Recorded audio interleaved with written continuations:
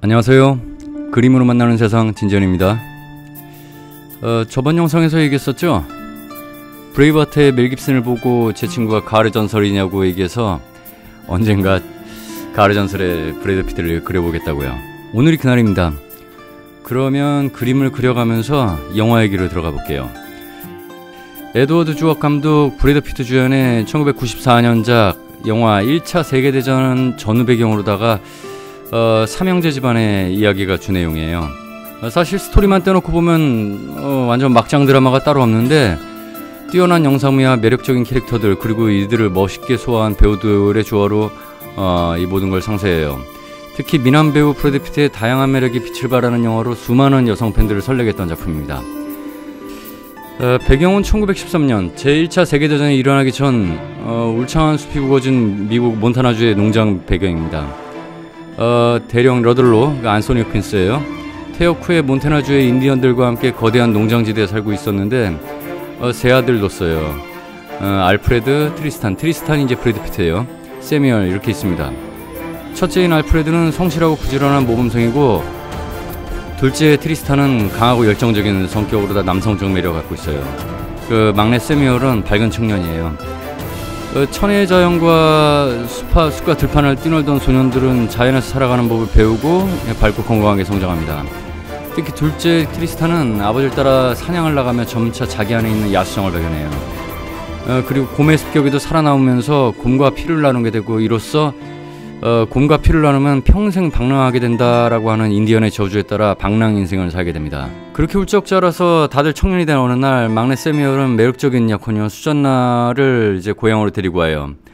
그리고 불행하게도 알프레드와 트리스탄 역시 그녀에게 반해버려요.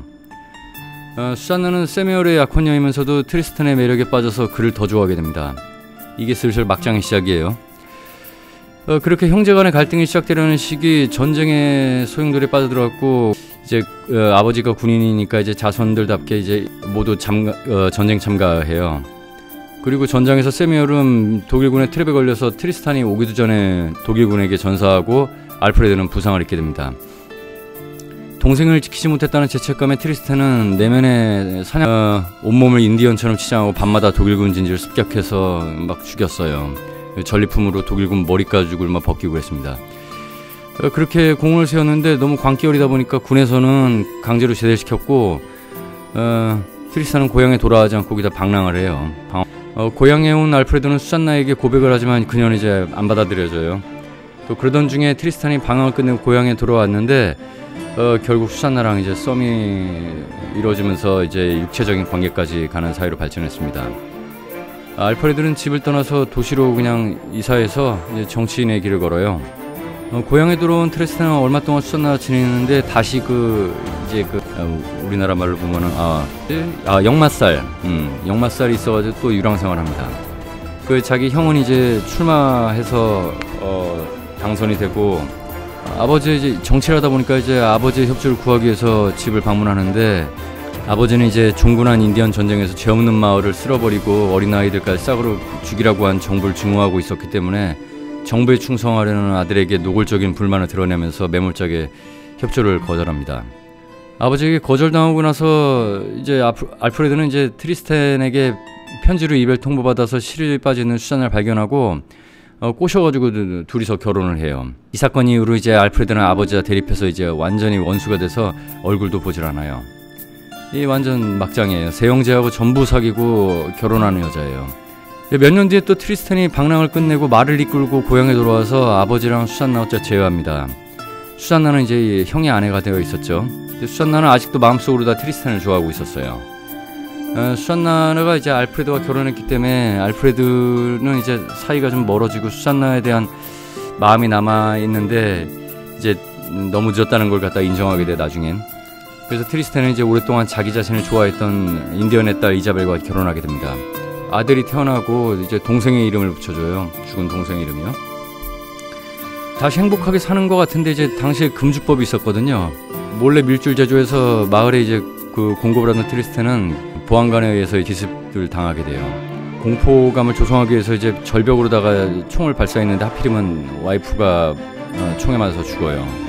트리스탄이 이제 경찰을 갖다 반쯤 죽여놓고 인디언들과 함께 또 복수를 해요. 또 이제 감옥에 갇히게 됩니다. 그리고 나서 이제 뭐 트리스탄을 갖다가 면회를 해요, 수잔나가. 근데 아직도 자신이 트리스탄을 갖다 사랑한다는 거에 대해서 절망을 하면서 자택에서 이제 권총 자살을 해요. 그리고 또 다시 방랑을 해요, 트리스탄은. 또 그러다가 마지막에 이제 어느 그 숲의 야상에서 살고 있는데, 어느 숲에서 곰과 대결을 벌이다가 이제 완전 육현전을 벌이다가 이제 영원히 이제 자연으로 다 묻혀요. 그러면서 끝나요. 영화의 원래 제목은 레전드 오브 더 폴. 폴이면 그냥 가을일 텐데, 더 폴이라는 뜻은 성경에서 타락을 뜻한다고 해요. 영어권 평론자들 사이에서는 여전히 의견이 분분하기 때문에 타락이 맞고 가을은 오역이라고 하는데 단정 지을 수 없다고 합니다. 오히려 중의적인 의미를 가진 제목을 보는 경우가 많아요. 그리고 주인공 트리스탄이 태어나고 떠났다가 돌아오고 또 이런 중계절들이 다 가을이라서 포스터 역시 프랑스판 제목도 레전드 어톰, 가을의 전설이라는 뜻입니다. 독일어판은 이제 열정의 전설이라고 뜻을 하고, 중국 제목은 독일어와 어감이 비슷하게 해서 연정세월이라고 해요. 우리나라 수입사는 그냥 가을로 번역했어요. 역시 가을 색감이기 때문에 가을이라는 번역이 제일 많이 지지를 받아와요. 영화상에서 계절을 파악하기 힘들지만 세피아톤 색감이고 가을이라는 단어가 가진 쓸쓸함, 적막감, 그리고 이제 화목했던 러들러 가문이 전쟁을 거치면서 이제 쇠락하는 모습이 이제 늦갈러 접어드는 거라고 해서 잘 맞았어요. 그 제목에서 타락 또는 몰락이라고 하는 대신에 이제 가을이라고 하는 시적 표현을 써서 국내에서는 흥행을 했습니다. 타락이 옳은 번역인지 가을이 옳은 번역인지를 이제 정의내기 힘든데, 가을의 전설이라는 표현이 워낙 유명해져서 사실상 고유명사가 됐습니다. 그런데 이제 원작자 짐 해리슨이 가을이 아니라 이제 몰락, 타락 그 뜻이 맞다고 밝혔어요.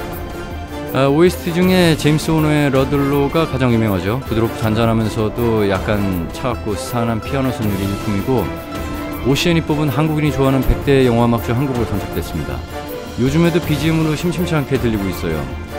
전에 팬텀 싱어2에서 크로스오버 그룹 미라클라스가 2018년에 발매한 앨범 로만티카에서 가을의 전설 OST에 한글 가사를 붙여서 집으로 가는 길이라는 노래를 갖다 발표하게 됐어요.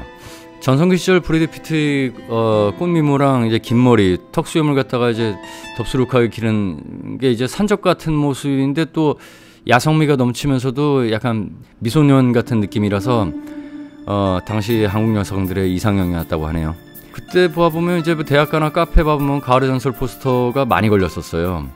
또 그 다음에 또 흐르는 강물처럼 이것도 좀 많이 있었고요. 이렇게 간단히 오늘도 영화 주인공을 소개해봤습니다. 어땠나요? 영상과 내용이 재밌었으면 좋아요와 구독 부탁드립니다. 그럼 다음 영상에서 뵙겠습니다.